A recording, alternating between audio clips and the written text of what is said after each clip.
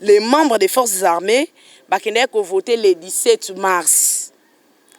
Puis, dans le grand public, c'est-à-dire population, grand public, on va dimanche voté.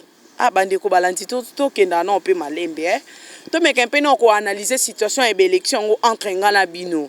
Parce que quand je parle de ça, il y a des Congolais il y a Brazzaville, bazapi na ba étranger. Et ça ba Congolais, il y a République du Congo, ba ko vivre na ba États-Unis, Europe, continent. Ils sont là pour la protection de pays. Les forces armées républicaines ne sont pas là pour aller voter. Ils sont apolitiques.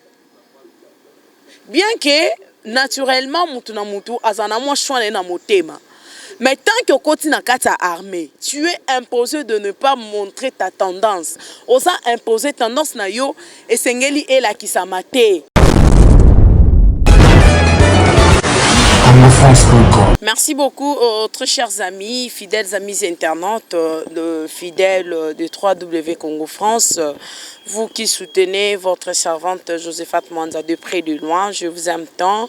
Merci beaucoup. Bonjour, bonsoir. Ça dépend de l'heure que vous nous suivez. Et dans vos maisons, c'est bien votre émission L'Heure de Vérité. C'est une émission en caractère bilingue. En fait, au cours de cette émission, nous allons vraiment parler c'est-à-dire nous allons parler en lingala pour faciliter la compréhension et bazali partout surtout Congolais au balingaka kozwa information yambo canabiso et puis naba africain au bazali partout dans le monde entier. C'est votre émission L'Heure de Vérité. Émission oyo toyaka nango tope toyaka na kati émission opoto limbole la bino bosolo vérité en quelque sorte bosolo poto limbole la bino bosolo to lobela kabino maima koleka ndenge ezali ezate ke to leka na ba etando ikie to pesa ba information mo ya lokuta te kasi toyaka na L'Heure de Vérité poto yebisa kabino maima koleka et surtout dans le monde entier na continent na biso ya Afrique. Ensemble avec votre servante que je suis ici devant vous, Tokolo Belango, j'espère que ces derniers temps, et puis, ezana moi mon pépé moko nambo cannabis topé na continent la biso Afrique. Aujourd'hui nous allons parler spécialement élection ya Congo Brazzaville. Pourquoi nous parlons de Congo Brazzaville? Parce que ils sont des Africains comme nous. Ils sont des pays pays voisins yambo cannabis.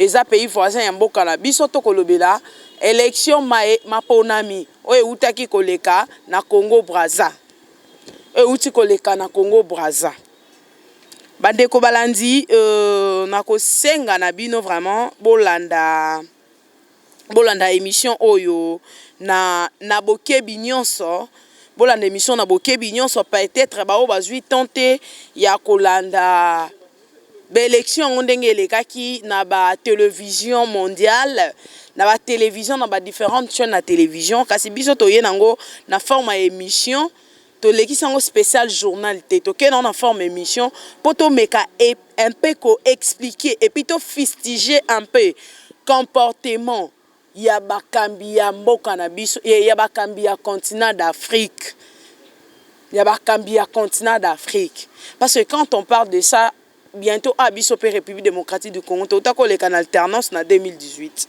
Aujourd'hui, nous avons un nouveau président grâce à l'alternance. Mais kasi, tout est-ce que les alliés défaut y a un président africain? Topé, les alliés kakande toyo karana solo et que nos élections souvent sont dirigées par les occidentaux. Mais bien que nous sommes dirigés par les occidentaux, entre-temps, nous avons besoin de développement dans le continent Nabiso. Entre-temps, tous on a besoin de la fière, il y a continent Nabiso. Mais cette fierté, eza kobala na te, si je peux dire, ne bakino balobara, eza koke senete, ya koke sanate, pardon. Parce que nos élections ne sont pas crédibles. Parce que les leçons de l'obéli alternance, il n'y a pas de changement.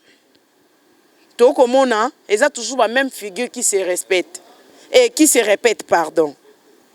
Pour ces bandeko bosengeli boye bape bosimba na élection présidentielle utaki koleka na Congo Brazza bazalaki na 7 candidats au bas se présentaki. Toyebi candidat les plus populaires, l'opposant le plus populaire, il y a Denis Sassou Nguesso paix à son âme, au autaki okufa en pleine campagne il y a élection présidentielle pour la raison au ba pesi biso ezaki ya bokono ya COVID-19 maladie oyo et ningisi monde entier mobimba ndeko Guy Kolela azalaki opposant le plus populaire, il y a Denis Sassou Nguesso. Oh vraiment batu nyonso bayebaki ke yesoka tie mutu na tête ya présidentielle Sassou Okweya. Mais fort malheureusement Dieu a décidé de retirer son âme, repose en paix. Yende azalaki candidat le plus populaire, mais malgré qu'Akoufi, il y a son fils parfait, Guy Parfait Kolela, c'est son fils né à se présenter na place il y a papa nae na ba élection présidentielle, une élection présidentielle kasi bo simba tokende rapide tokende moi malembe. Parmi les 5 candidats et le 7 candidats tozana Denis Sassou Nguesso, tozana Guy Parfait Kolela, tozana Mathias Joseph Kingubi, Daf Mafuila, Albert Anyange pe Akios. Wana baza ba candidat au ba se présentaki pour na ba élection présidentielle na Congo Brazza, na République du Congo. En fait, Congo Brazza pour faciliter la compréhension, mais c'est la République du Congo. La République du Congo, ce n'est pas la République démocratique du Congo. La démocratie du Congo, c'est chez nous ici. La République du Congo, c'est le Congo Brazza. Donc, c'est le Congo Brazza. C'est celui qui était l'opposant le plus populaire de la République du Congo, paix à son âme. Maintenant, s'il faut parler des élections aujourd'hui dans le continent d'Abisso, il y a Afrique. Parlons des élections dans notre continent d'Afrique. Tosimbake, Moutou Oyo a remporté l'élection présidentielle. C'est le président Denis Sassou Nguesso. Il est encore en plein 5e mandat, c'est-à-dire à commune à 5e mandat. Il a fait presque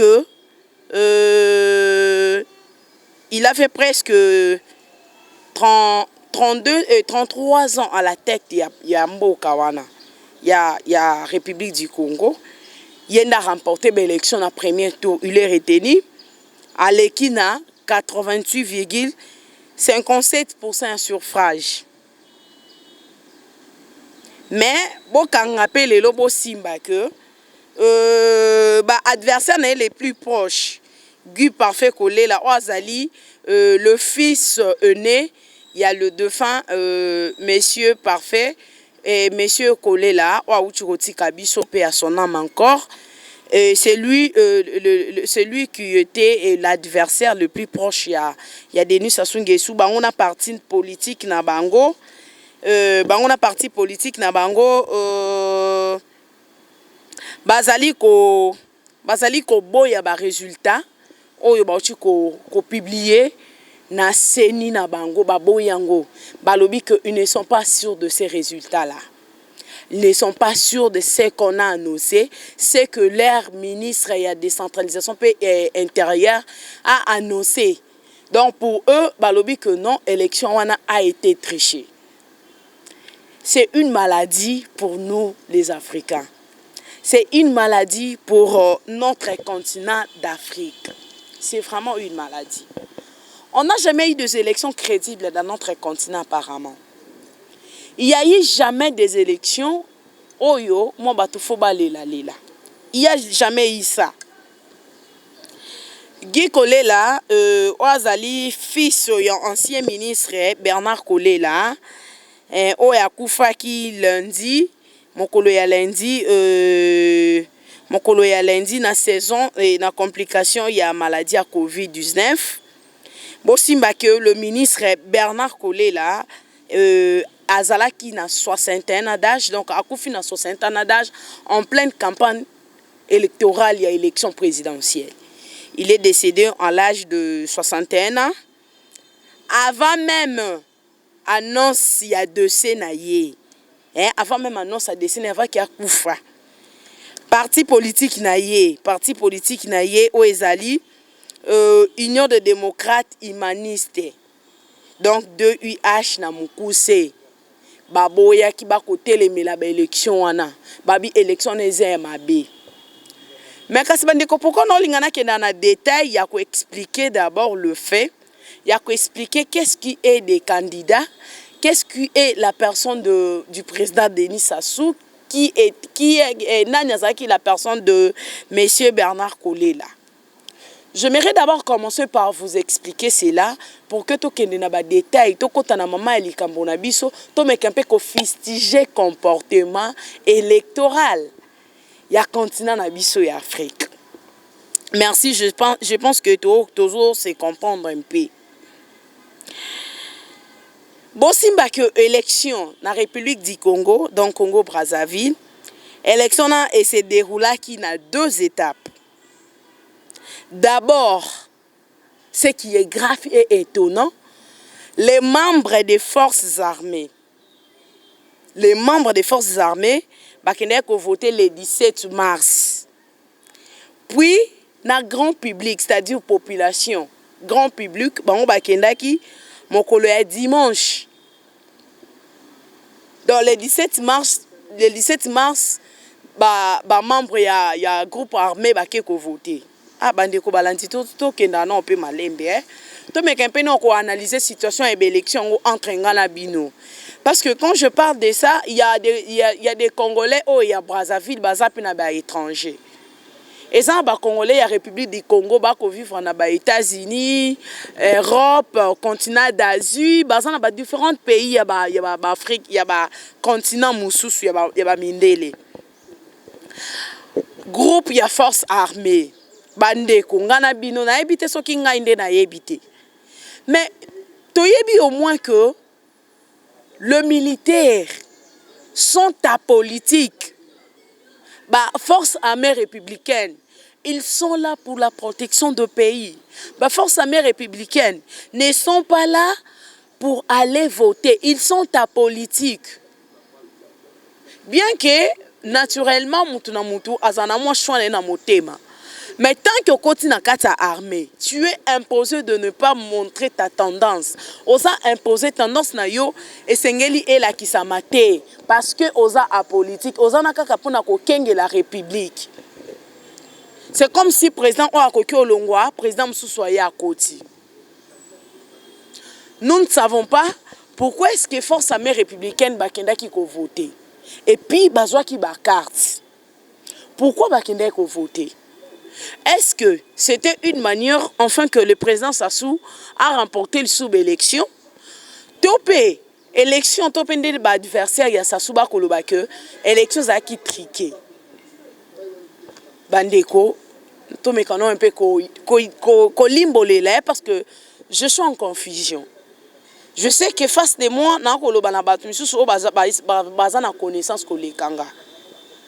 Face nanga, je sais que jeu de personnes, j'ai affaire à Batu Oyo, qui sont des grands hommes politiques à continent Nabiso. Face Nanga, je sais que je suis en face des gens qui connaissent mieux la politique. Je ne sais pas, dites-nous un peu, est-ce que la force armée, Koki, ko voté après dimanche, Ndélanda qui, Ngala, il y a grand public. Les grands publics, ils ont voté mon dimanche. Bosimba que Denis Sassou Nguesso, Guy Parfait Kolela et les autres candidats, Albert Onyange, Dave Manfula, Mathias Ozang, Joseph Kingumbi na Agnos Ngazu. Na Agnos Ngazu. Le président de la République du Congo a élu na 5e mandat. Donc mandat oyo et bimisie o a retenu à remporter na élection premier tour à poursuivre 5e mandat na yi. 5e mandat na yi o ezali renouvelable. Kasi, le président Sassou abimi lisusu o le 5e mandat na ye. Donc nous na un peu biographie na ye, hein? C'est qui est vraiment le président Sassou. Tu sais que bamsou ba yebi na bango. Mais pour le rappel, rappeler encore nos enfants, rappeler encore nos étudiants, ceux qui sont encore à l'université, ceux qui ont besoin de connaître l'histoire de chaque président africain. Bah c'est peu faut ba yeba, ba za la moi connaissance de biso pe to sali ba recherche et ko enrichir mémoire ya ba étudiants et surtout ba congolais bande ko na biso ba congolais en face o ba ko vivre à peine ba étranger. Denis Sassou Nguesso a totalisé 36 ans à la tête de la République du Congo. Donc 36 ans a totalisé. Na kokumbela libonga, na ko diriger poste wana ya présidence de la République du Congo dans 36 ans déjà au Kokisa. Ça comptait 5e mandat na renouvelable. La République du Congo est en environ 5 millions d'habitants. Environ 5 millions d'habitants. Pardon. Denis Sassou Nguesso, bo simba pe boyeba que azali d'abord un militaire et un homme d'État. C'est un militaire et un homme d'État. Denis Sassou Nguesso est né en 1943. En 1943, ce qui fait actuellement 77 ans d'âge. 77 ans d'âge que le président Denis Sassou Nguesso a. Pendant tous ces temps, 36 ans, à la tête de la République du Congo, a toujours président de la République. Il est né en 1943 na Edou. C'est vraiment un vrai Congolais. Et puis, Aza président depuis 1997. Donc depuis 1997, Abandela Makambaki, présidence de la République. Il est là que ça 36 ans plus 5e mandat. Merci beaucoup, Anezaki. Un peu, il y a quoi expliquer bino qui est Denis Sassou Nguesso. Maintenant, tout le belana nos rival naïe, monsieur l'ancien ministre Bernard Kolela. Qui est Bernard Kolela au Yatika Kibiso, l'opposant le plus populaire de la République du Congo. Bernard Kolela azali rival principal pour ne pas dire rival principal. Azalaki. Mais moi nana indegi parfait Kolela nda remplacé. Azalaki rival principal il y a Denis Sassou Nguesso. Car c'est ce qui m'a beaucoup plus intéressé ezali mona ya suka wa lobaki na kati tango azalaki na appareil respirateur. Yamboete azongisa molimo na epa nzambe. Yoka iloko alobaki. Mes chers compatriotes, je me bats contre la mort, mais cependant, je vous demande de vous lever, allez voter pour le changement, je ne serai pas abattu pour rien. Je ne serai pas abattu pour rien. Donc, mes chers compatriotes, je me bats contre la mort. Mais cependant, je vous demande d'aller voter pour le changement, car je ne serai pas battu pour rien. Merci beaucoup, Bandeko Balandi. Manezali, dernier mot, Oyo, le président topé le rival et à président Denis Sassou Nguesso Tikale Nanguna Souka. Les élections ont été organisées par Denis Sassou. Denis Sassou a encore redoublé le mandat. Aujourd'hui, en République démocratique du Congo, nous avons un nouveau président à la personne de président Félix-Antoine Tshisekedi Tshilombo, que les Congolais a surnommé Fachi Béton. Pourquoi nous avons un nouveau président de la République? Parce que il y a eu alternance. Malgré les décès, malgré la perte humaine, malgré Batoubakufi, malgré pression, malgré que l'élection Fakez a organisée en 2016, il n'y a eu pas des élections, aucun dialogue, imposé biso référendum, on a insulté Kabila de tout genre, pardon. Tofingi Kabila doit partir, les gens ont marché, la population se sont mobilisés, la population se sont sortis dans la rue. Pour que Baloba, aujourd'hui, plus question de doubler le mandat. On a besoin de l'alternance. Si je peux dire aujourd'hui en Afrique, la République démocratique du Congo est le seul pays africain où ils ont un modèle pour tenir l'élection, pour la passation et pouvoir. À mon humble avis, pourquoi est-ce que le président de la République du Congo, Papa Sassou, tu as fait quand même 36 ans à la tête du pays, quoi que ce soit, quoi que la population boye. Mais pourquoi s'imposer? On se pose des questions. Pourquoi la force armée de la République ne peut voter? Pourquoi force armée de la République ne peut voter? Alors qu'ils sont là pour le pays. À cause de la tendance, parce que c'est naturel, mais son travail lui impose. Moussa n'a pas imposé à voter. C'est le moment que nous, les Africains, on doit se mobiliser. C'est le moment que Africains sont à se prendre en charge. C'est le moment que Africains sont à l'ingaka continent naïe. Nous disons non aux antivaleurs. Nous disons non à antivaleurs. Le adversaire le plus populaire à Koufi.